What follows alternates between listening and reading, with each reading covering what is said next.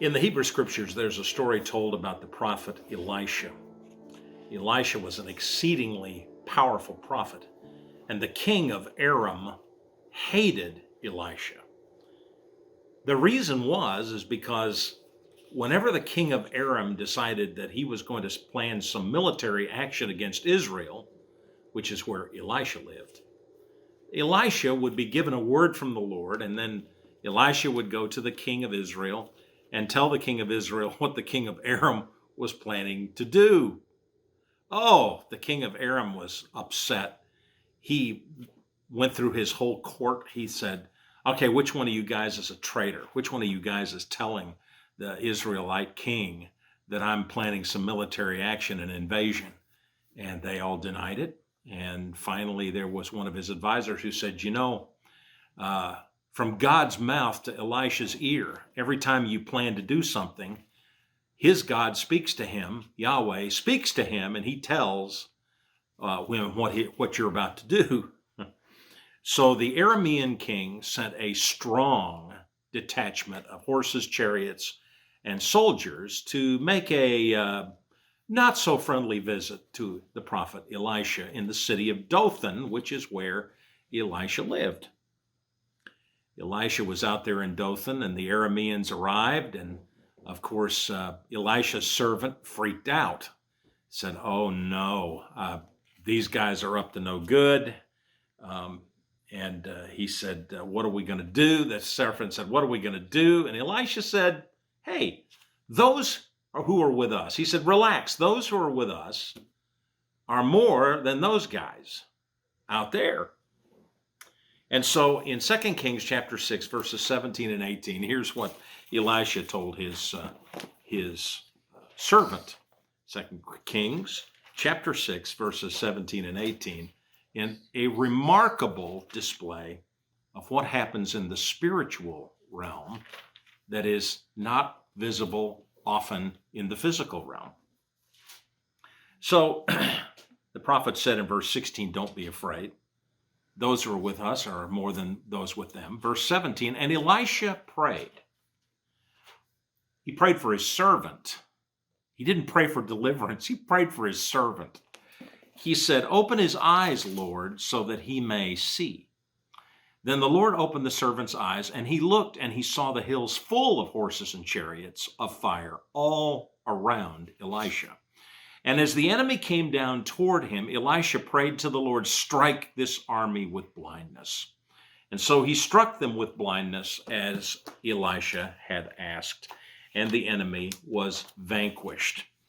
Now, there was nothing wrong with the servant to wonder, what in the world are we going to do in a situation like this? I mean, for all appearances, it was the end, because they had brought a detachment, it sounds like a platoon of people, to capture one fella or to kill one fella. And he saw these troops as a very real threat to his master. I mean, why would he think differently? He could see with his own eyes the threat. The problem, the challenge was for Elisha to say, hey, you need to see that there are more people here, more beings here, more power here than you realize. And so he prayed a prayer, Lord, will you please open his eyes so that he could see? And when he did, he saw a heavenly army of chariots and horses of fire all around Elisha, protecting him.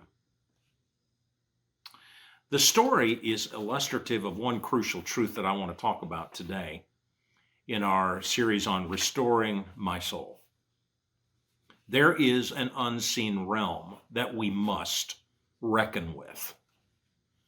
That things are not as they would seem. That there is more to see that we do not see. It's very difficult for Christ followers to see the spiritual battle we're in. It's so much easier to see the physical, isn't it? I mean, that just makes sense. We see it with our eyes. We believe it. We can see it. We see the seeable. It's the invisible, the unseeable, that's harder to believe and harder to understand. And that stands to reason, of course.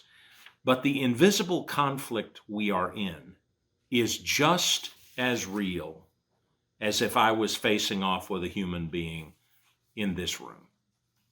In fact, perhaps even more real. The Bible speaks of an ongoing conflict between Satan and God's angels. It's a cosmic battle. It's a life and death struggle with Satan, who is bound to lose, who will lose, who has already been defeated, but he's fighting viciously with his angels against the one true God because he is angry. We get a glimpse of the origins of this fight that we are all engaged in as Christians, and why the devil fights in the book of Revelation. We find this out in Revelation. Granted, the Apostle John is writing very apocalyptically. He's writing in a way that's highly symbolic, difficult to understand. But just remember, symbolism here is the key. And before we get to the gist of the story, let me set the storyline for you. A woman appears in heaven. She is pregnant, and she gives birth. An enormous red dragon appears. He has 7 heads with 7 crowns and 10 horns. So he is mighty and powerful and full of authority. He has a massive tail which sweeps the stars out of heaven to the earth. There seems to be little doubt here that Satan is the dragon. And in fact, in the book of Revelation, chapter 12, we'll start at verse 7 in just a moment, he positively identifies this red dragon as Satan, the devil, the enemy himself. And this huge red dragon has appeared. The woman gives birth to this male child, which is a picture really, I think, symbolically of Israel giving birth to Jesus, the Messiah. You have the red dragon, Satan, who wants to devour the child. And that's where we pick up the story. The woman flees. She's taken up to God for rescue. And then war breaks out in heaven. In Romans 12, verse 7, it says, war broke out in heaven.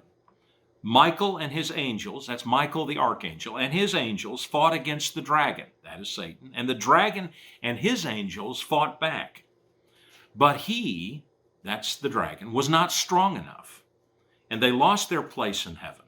The great dragon was hurled down, that ancient serpent called the devil, or Satan, who leads the whole world astray. He was hurled to the earth and his angels with him. And then I heard a loud voice in heaven say, now have come the salvation and the power and the kingdom of our God and the authority of his Messiah. For the accuser of our brothers and sisters who accuses them before our God day and night has been hurled down. They triumphed over him by the blood of the Lamb and by the word of their testimony, and they did not love their lives so much as to shrink from death. Therefore rejoice, you heavens, and you who dwell in them, but woe to the earth and the sea, because the devil has gone down to you. He is filled with fury because he knows that his time is short. There's some things that should be noted here. It's a beautiful picture of a very angry and defeated enemy. This red dragon is defeated. He is driven from heaven with his angels, and with Michael the archangel and his angels having done that, it says that he's not strong enough to stay in heaven.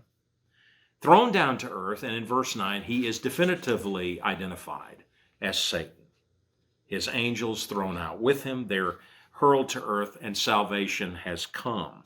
And then a woe is pronounced because Satan has come to the earth. He pronounces a woe to the earth, W-O-E, not a W-O-H-O-A, but woe, sadness, grimness, for the earth has to deal with Satan and his angels.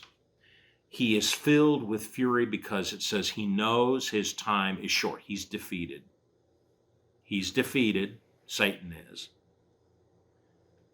And he's going to fight as long as he can because he's angry that his time is short. Let me ask a question. In an earthly war, when is the enemy most dangerous? When he has absolutely nothing left to lose. Satan has lost everything. He has nothing left to lose. He will fight us and fight God viciously. And in this passage, in a symbolic way, he comes after us, all those that name Christ's name, those who receive the blood of the Lamb. We are now his enemies because he's been thrown to earth. He's not happy about being here. He was not allowed to stay in heaven, and he is fighting like crazy. He's angry. He has no goal. It's very similar to how the Pacific Theater during World War II, how during that particular time, the Japanese, as it became more and more apparent they were going to lose the war, they became more and more desperate. And so they had kamikaze pilots get into planes and fly them into ships.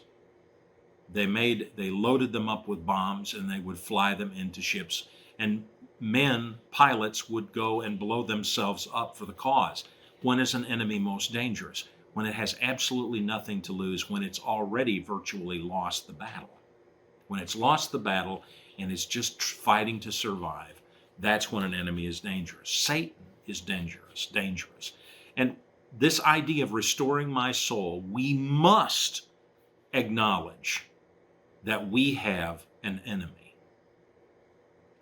We must acknowledge that we cannot sit idly by and ignore the presence of spiritual forces that are beyond our understanding, but are horribly wicked and evil, coming after us. That those who name Christ's name are going to be attacked relentlessly because he knows he has already lost the war. In Ephesians chapter 6, this dovetails, supports, really gives in prosaic form, in a prose, simple language in Ephesians 6, starting at verse 10, where he speaks very clearly about this cosmic struggle between good and evil. He says, finally, be strong in the Lord and in his mighty power. We have to be strong. Christ followers, we must learn how to live with adversity and maintain our sweet spirit and our love for mankind, while at the same time being absolutely determined to take up the whole armor of God to protect ourselves. Then we can restore our souls effectively. This is more than just a few behavioral tips, this restoration of our souls. It isn't about praying a little more often. It isn't about doing this or doing that a little more often. It is recognizing that it's not just us here that we can see. There are forces of evil against us that are aligned against us, arrayed against us. Paul says you need to be strong in the Lord. Notice, not in your power, but in his mighty power. Verse 11, put on the full armor of God so that you can take your stand against the devil's schemes. For our struggle, is not against flesh and blood, but against the rulers, against the authorities, against the powers of this dark world, and against the spiritual forces of evil in the heavenly realms. These terms that Paul has just used refer to demons, satanic angels, authorities, powers of this dark world, spiritual forces of evil. It's a hierarchy of wickedness in the heavenly places. Some might say, but this doesn't involve us, does it? I mean, isn't this a battle between the angels and both sides of good and evil? Well, they're fighting over us. 1 Peter 5 says that Satan is a roaring lion seeking whom he may devour, and he's not talking about devouring good angels. He's talking about devouring us. We are the ones who are under attack. This means that we can put on the whole armor of God.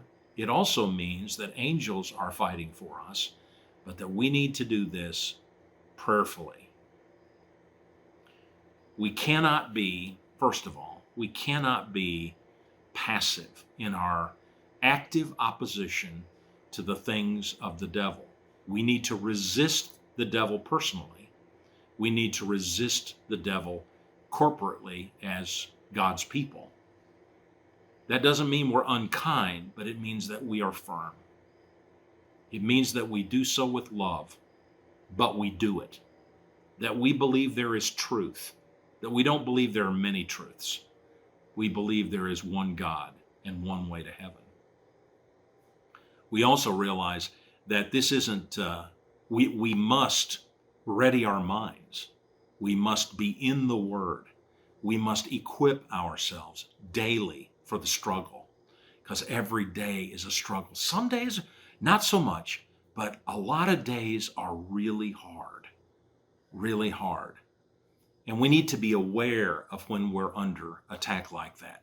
We also then need to have people in our corner who will pray for us. It's one of the great blessings, I think, of Facebook and other online platforms, that for their many deficiencies and difficulties, that we do have an opportunity to call people into our corner to pray for us, and that we might answer the requests of people who are under tremendous attack. I'm going to talk about this more next week, but I want you to be, first of all, aware that this battle, these things that are happening to you, these evil things that happen, that just come out of nowhere, they're not out of nowhere. It is because we have opposition. So be strong and be ready and stay close to Christ. Abide in Him, and He will not let you down. Satan cannot take away your salvation. He cannot remove you from the love of God. Everything's okay. You need to believe that. Hang in there. God is with us.